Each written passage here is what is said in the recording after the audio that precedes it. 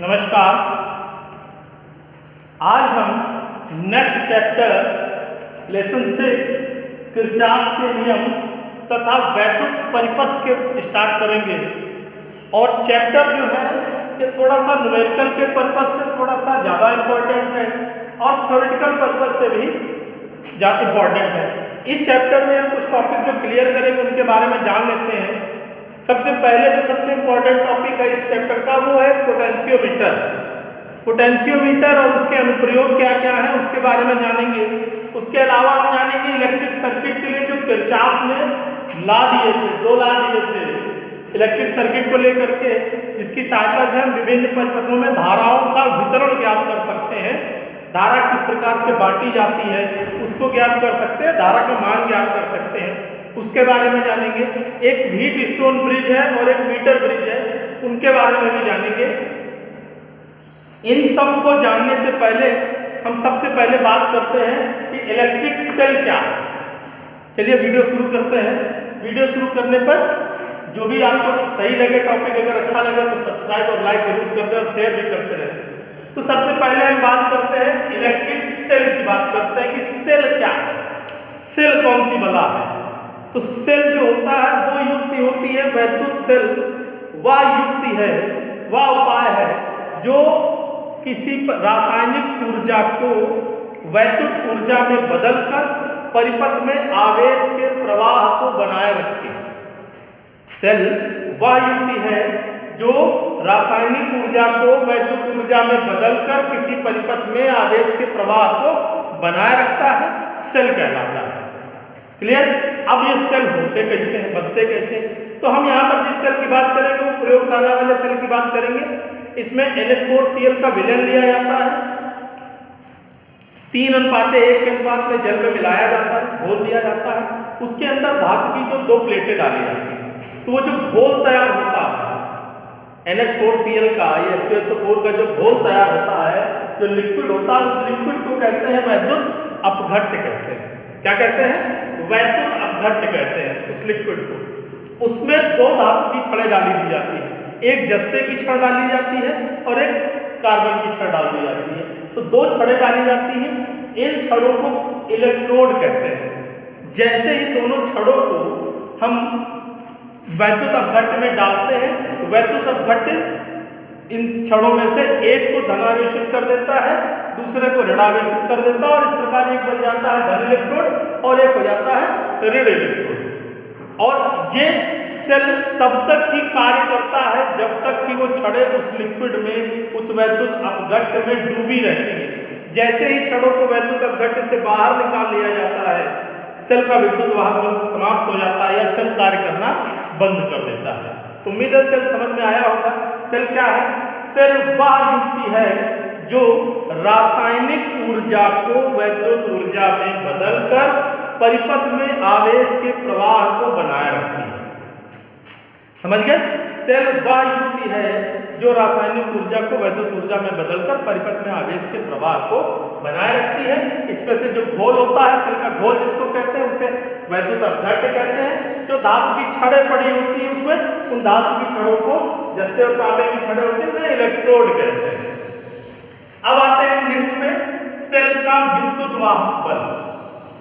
Cell का विद्युत वाहक बल एक प्रकार का विभवांतर होता है। ये विद्युत वाहक बल एकांक E बराबर होता है W/Q। आपने पीछे पढ़ा होगा वैद्युत विभवांतर का भी इसी प्रकार का सूत्र होता है, V बराबर W/Q। ये E बराबर विभवांतर किन्हीं 2 बिंदुओं के बीच होता है। ये सेल का लक्षण होता है, विद्युत वाहक बल सेल का ही अभिलक्षण होता है।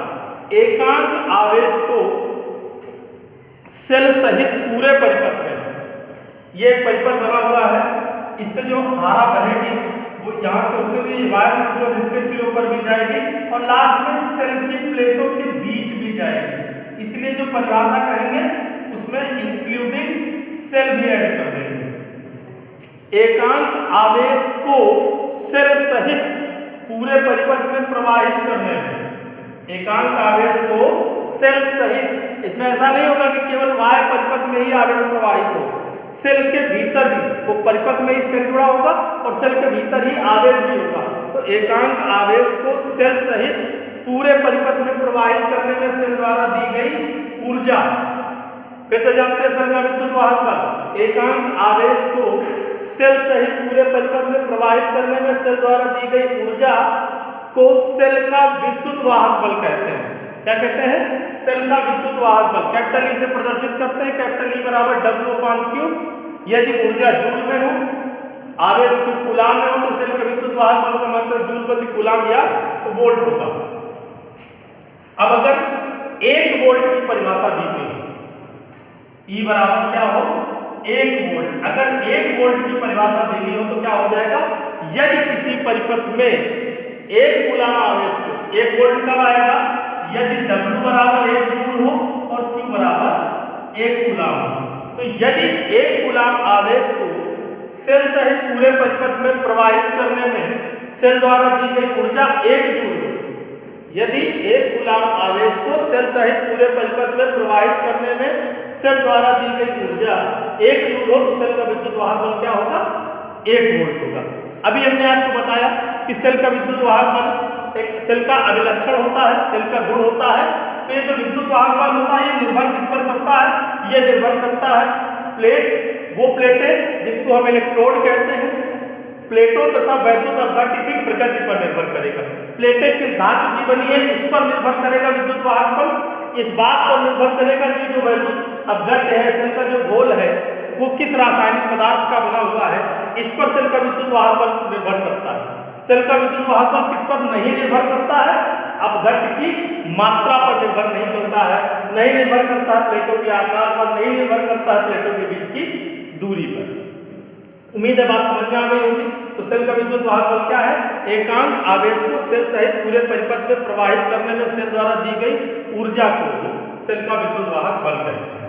अब सेल का विद्युत वाहक बल के बारे में बता दिए, सेल का अभिलक्षण है। तीसरा एक और टॉपिक है टर्मिनल विभवांतर।